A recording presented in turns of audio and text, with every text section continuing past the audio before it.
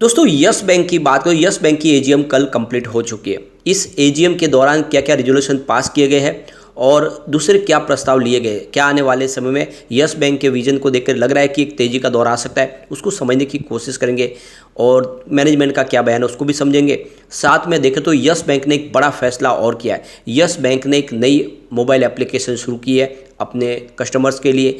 क्या है इसका फ़ायदा, उसको समझने की कोशिश करेंगे और इससे यस बैंक को क्या फ़ायदा होगा वो भी समझने की कोशिश करेंगे। इसके अलावा आरबीआई ने किया है बहुत बड़ा फैसला। आने वाले समय इस फैसले का क्या परिणाम होगा बैंकिंग शेयरों के ऊपर और साथ में बैंकों की सेहत के ऊपर जानने की कोशिश करेंगे। और क्या इस समय हमें यस बैंक में इन्वेस्टमेंट करना चाहिए, क्योंकि बहुत समय से यस बैंक का स्टॉक 17 के आसपास है। एक तरह से कह सकते हैं कि ये कंसोलिडेशन मोड में है और इसके पीछे वजह है कि वो जो लॉक इन पीरियड के तहत बहुत सारे शेयर अभी धीरे धीरे करके बिकवाली के लिए आ रहे। आपने देखा ही होगा कि हमने मार्च और जुलाई के जो शेयर होल्डिंग पैटर्न में देखा है कि कोई ज़्यादा बदलाव हमें देखने को नहीं मिला है। और इस दौरान जो बड़े फंड हाउस है या फिर जो बैंक है जिन्होंने निवेश किया था आरबीआई के कहने पे, उन्होंने शेयर नहीं बेचे, वो धीरे धीरे अपनी होल्डिंग बेच रहे हैं, इसलिए प्राइस एक जगह पे ठहर सी गई है। क्या आने वाले समय एक तेज़ी आ सकती है, जानने की कोशिश करेंगे इस वीडियो के माध्यम से।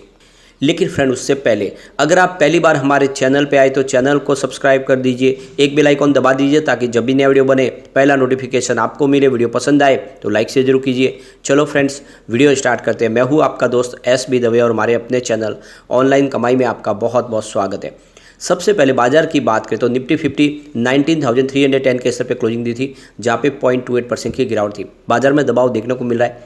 निफ्टी बैंक की बात करें तो 43,851 के स्तर पे 0.09% की गिरावट थी, यानी बैंकिंग शेयर में इतनी ज़्यादा गिरावट नहीं थी। स्पेशली अगर देखें तो पीएसयू बैंक में तो पॉजिटिव क्लोजिंग हुई है। 4,603 के स्तर पे देख सकते हो कि 0.23% की तेज़ी थी। लेकिन निफ्टी प्राइवेट बैंक में गिरावट थी।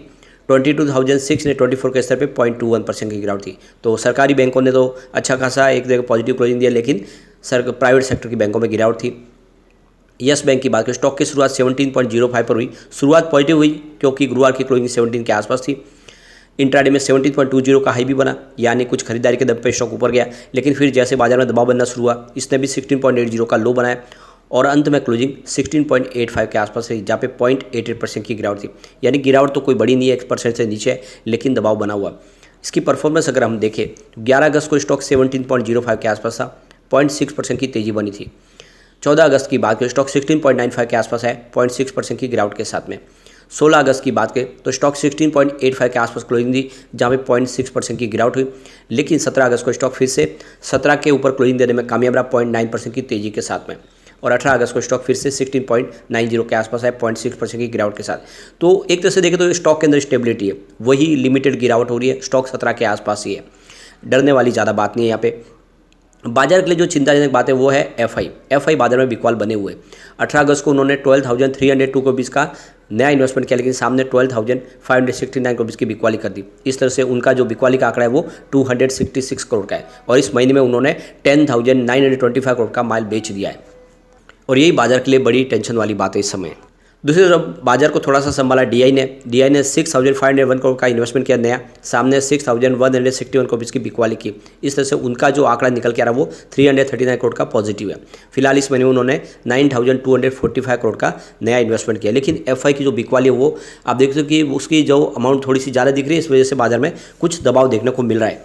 अब यहाँ पे देख सकते हो कि यस बैंक ने अपनी एजीएम को कंप्लीट कर लिया है और आप ये देख सकते हो कि फ्राइडे के दिन 18 अगस्त को कल एजीएम हुई थी सुबह 11 बजे के आसपास। अब यहाँ पे देख सकते हो कि जो रिजोल्यूशन थे उसके लिए प्रस्ताव के लिए यहाँ पे शेयर होल्डरों को भी वोटिंग का अधिकार था। तो ये 11 अगस्त से शुरू हुआ था और 17 अगस्त को शाम को 5 बजे खत्म हुआ। तो ई वोटिंग के माध्यम से उन्होंने अपने वोटिंग राइट का इस्तेमाल किया। एजीएम में देखो कि सबसे पहले तो क्वार्टर 1 के रिजल्ट को पेश किया गया और उसको प्रस्ताव से भारी बहुमत से उसको पास किया गया। इसके अलावा देखें दूसरे जो प्रस्ताव लेके जिसमें रीअपॉइंटमेंट है मिस्टर सुनील कौल, जो देख लो कि रिटायर होने वाले थे, तो रोटेशन के तौर पे उनको फिर से आने वाले समय के लिए रीअपॉइंटमेंट के लिए उनका प्रस्ताव लाया गया। इस ऑर्डिनरी रिजोल्यूशन के माध्यम से उसको पास किया गया। इसके अलावा देखें तो अपॉइंटमेंट है GM Kapadia and chartered accountant firm है और उनकी यहाँ पे ऑर्डिनरी रिजोल्यूशन प्रस्ताव पास किया गया। इसके अलावा देख सकते हो कि एक मटेरियल रिलेटेड पार्टी ट्रांजेक्शन है स्टेट बैंक ऑफ इंडिया के तहत, इसके लिए भी प्रस्ताव पास किया गया। इसके अलावा यस बैंक के एम्प्लॉयज़ के लिए जो एम्प्लॉय स्टॉक ऑप्शन स्कीम है उसका भी प्रस्ताव पास किया गया। यानी आने वाले समय में जो एम्प्लॉयज़ है उनको शेयर जारी किए जाएंगे बोनस के रूप में। ये लगातार यस बैंक अपने एम्प्लॉयज़ को देती है, तो इस बार भी इस प्रस्ताव के माध्यम से उसको पास किया गया। आने वाले समय इस स्पेशल रिजोल्यूशन के माध्यम से ये शेयर जारी किए जाएंगे अपने एम्प्लॉयज़ को। इसके अलावा देख सकते हो कि amendment of articles and association का भी अप्रूवल लिया गया स्पेशल रिजोल्यूशन के माध्यम से। अब यहाँ पे एक बड़ी अपडेट और निकल के आ रही है। यस बैंक की तरफ से एक्सचेंज को जानकारी दी है कि उन्होंने अपने कस्टमर्स के लिए एक नई बैंकिंग ऐप लॉन्च की है, आइरिस। ये यस बैंक की नई एप्लीकेशन एक होगी और इसके माध्यम से कस्टमर अपनी सारी की सारी लेटेस्ट सेवाएं ले पाएंगे। जैसे कि यस बैंक डिजिटल बैंकिंग में दूसरी बैंकों से बहुत आगे निकल चुकी है और इसीलिए वो लगातार नई टेक्नोलॉजी आजमा रहे, जिससे उनके कस्टमर को सबसे शानदार सर्विस मिल पाए। सबसे बड़ी बात है कि ये जो नई ऐप है, इसमें माध्यम से देखें तो जो बैंकिंग एप्लीकेशन के माध्यम से 100 से ज़्यादा फीचर्स इसमें ऐड किए गए। अब इस मौके पे एमडी प्रशांत कुमार की तरफ से कहा गया है कि बैंक हमेशा लोगों को लेटेस्ट टेक्नोलॉजी से रूबरू करा रहे और इसी के नतीजे के तौर पे ये आइरिस टेक्नोलॉजी लाई गई है, जो कस्टमर को एक नई सुविधा से लैस एक नया टेक्नोलॉजी प्लेटफॉर्म उनको अवेलेबल करेगा, जिससे वो उनको बेहतर सुविधा मिल पाएगी। समय और सुरक्षा के साथ ये प्लेटफॉर्म उनके लिए बहुत ज़्यादा फ़ायदेमंद साबित होने वाला है। तो आप देख सकते हो कि बैंक लगातार नई टेक्नोलॉजी के दम पे अपनी और कस्टमर को आकर्षित कर रही है। अभी देख दो कि इस आइरिस ऐप के माध्यम से देख दो जो सेविंग अकाउंट की सारी फैसिलिटीज़ उनको मिल जाएगी। इसके अलावा क्रेडिट कार्ड की फैसिलिटीज़ भी आप उसको ऐप के माध्यम से ले पाएंगे। इसके अलावा लोन आपको बहुत ही कम समय में आप अप्रूवल हो जाएगा इस ऐप के माध्यम से, डिपॉजिट कर पाएंगे आप। इसके अलावा इजी पेमेंट का एप्स ऑप्शन भी अवेलेबल है, इन्वेस्टमेंट आप कर पाएंगे, इंश्योरेंस आप ले पाएंगे। यानी इस ऐप के अंदर वो सारी सुविधाएं जो बैंक में गए बगैर आप घर बैठे ही वो सारी सेवाएं ले सकते हैं। तो ये आपके लिए एक तरह से बहुत बड़ा एक बेनिफिट है जो यस बैंक की तरफ से। और वैसे भी यस बैंक ने कह दिया कि अब देख सकते हो कि लाइफ को बनाओ रिच, यानी एक तरह से जो भी यस बैंक से जुड़ेगा उनको एक प्रीमियम लाइफ का एहसास होगा और इसी के तहत ये नई ऐप लाई गई है। तो ये बहुत बड़ा एक स्टेप है, आने वाले समय इसका फ़ायदा यस बैंक को जरूर मिलेगा। एक बड़ी अपडेट आरबीआई की तरफ से निकल के आ रही है, जैसे कि बहुत सारी जो बैंकें लगातार बहुत गलत तरीके से लोगों से पेनल्टी लेती है अगर वो अपनी ईएमआई डिफ़ॉल्ट कर जाते हैं, और इसी को लेकर अब यहाँ पे आरबीआई ने नया नियम लागू कर दिया है। रिजर्व बैंक ने सभी जितनी फाइनेंशियल सेक्टर की जो संस्थान है, चाहे एनबीएफसी हो या बैंक, उनसे कहा है कि अब आप इस तरह से लोगों से गलत तरीके से, मनमाने तरीके से पेनल्टी वसूल नहीं कर पाएंगे।